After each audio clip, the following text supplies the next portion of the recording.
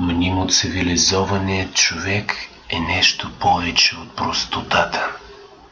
Той всичко умее, всичко знае. Той ти говори за човеколюбие, за гражданска добродетел, за братска любов, за съгласие, за единство, но без да ги сеща той сам, без да ги има на сърцето си и без да ги върши. Всичко, що е вън от неговия собствен интерес, говори го само и само за да препоръчи себе си, че умее да разсъждава, че умее да дава мнения, съвети, че знае, че е учен и образован. Днес имаме живи примери пред очите си.